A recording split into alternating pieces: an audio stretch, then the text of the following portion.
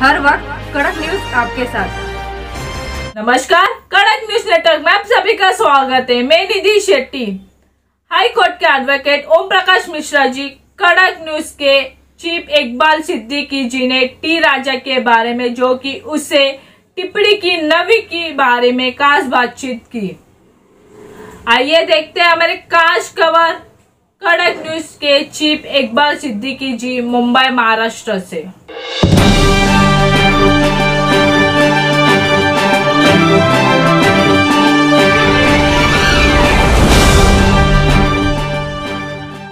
नमस्कार, मैं इकबाल सिद्दीकी, कड़क न्यूज में कड़क सवाल।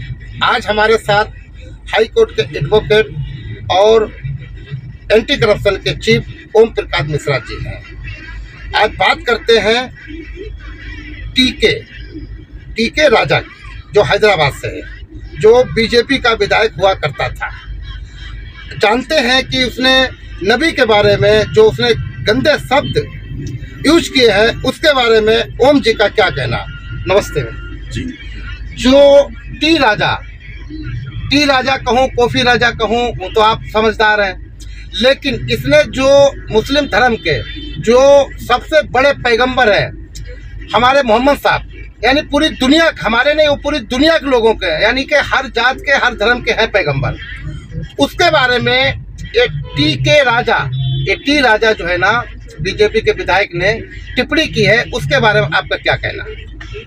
इकबाल भाई, बहुत सबसे पहले आपका धन्यवाद देता हूं कि आपने इस मसले पर, ये चूंकि हमारे देश का हमेशा से सेंसिटिव मुद्दा रहा है। देश आजाद होने से पहले तो बिल्कुल लोग इस मुद्दे को बिल्कुल नहीं उठाते थे, लेकिन जब से देश आजाद हुआ है हमारे देश में धर्मांधता, जिसको हम कहते हैं कट्टरता, काफी तेजी से प्रसार हुआ है, प्रचार हुआ है, और लोग एक दूसरे के धर्म के ऊपर आक्षेप करने लगे। जबकि मैं आपको बता दूं कि हमारा देश जो है वो एक संविधान के ऊपर चलता है, और हमारा जो देश है उसका जो संविधान है वो ये कहता है कि यहाँ पर हर धर्म के, हर पंथ के, हर मजहब के लोगों को जीने का, पूजा करने का, पाठ करने का, दुआ करने का, नमाज पढ़ने का, हर किसी को अपनी स्वतंत्रता है। हर कोई अपने मजहब के अनुसार, अपने धर्म के अनुसार रह सकता है।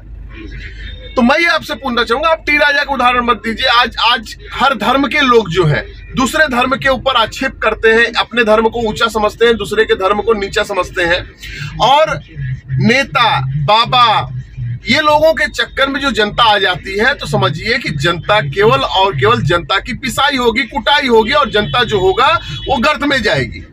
तो मेरा ये मानना है कि नेताओं और बाबाओं के चक्कर में ना आए।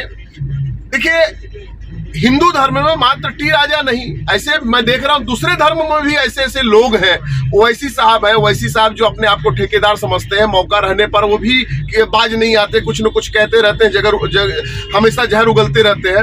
वैसे उसी प्रकार से आप देखिए तो दूसरे धर्म में भी मैं देख रहा हूँ, ईसाइयों में भी ऐसे बहुत से पादरी हैं, पोप हैं, जो मतलब समय रहने पे अपने धर्म को श्रेष्ठ बताने के चक्कर में दूसरे धर्म के लोगों के ऊपर टीका टिप्पणी करते रहते हैं। ये जो है मौके की नजाकत है। जनता जो है हमारे देश की बहुत ही ज्यादा समझदार है, और हमारे देश की जनता को समझ में आना चाहिए कि नेताओं के ऊपर, बाबाओं के ऊपर जो भी वो बोलते हैं उसको ज्यादा प्रधानता न दी जाए।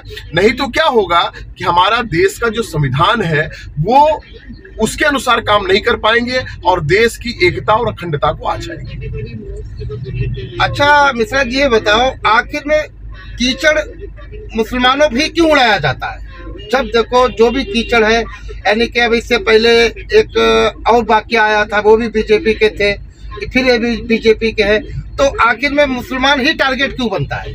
पहली चीज तो ये, मुसलमान भाई बहुत ही समझिए एक तरह से शिक्षा तालीम जो है, मैं देख रहा हूँ कि शुरुआत से ही बेचारे बहुत ही दबे कुचले हैं, अल्पसंख्यक हैं। यहाँ पर एक सीधी सादी कौम कही जाती है, और ये लोगों की मानसिकता हो सकती है कि अगर हम इनको टारगेट करेंगे तो ये इनके अंदर उबाल आएगा, और ये क्या करेंगे कि प्रदर्शन करेंगे, धरना प्रदर्शन करेंगे तो दंगे का ठिकाना इनके ऊपर फोड़ दिया जाएगा। एक के टारगेट किए जाते हैं। जैसे कि अभी राह चलता रहा, बच्चा रहा, उसको बोल दे तू ऐसा है, तो मतलब तुरंत हो जाए नहीं मैं ऐसा नहीं हूँ। तो कहने का मतलब ये है कि मैं फिर कहता हूँ, मैं अपने मैं आपको बताना चाहूँगा कि मेरे साथ में बहुत ज़्यादा इस्लाम को मानने वाले लोग हैं और बहुत समझदार लोग हैं। मैं उनसे बार बार यही कहता हूं कि अगर कोई आपको टारगेट करे तो आप ये समझ करके चलिए कि आप उस कौम से हैं, उस पंथ से हैं जिसको मोहम्मद साहब ने बनाया है। मोहम्मद साहब ने उसको इतनी तालीमें दी हैं। मोहम्मद साहब किसी जमाने में, जब मोहम्मद साहब हुआ करता था, तो एक जो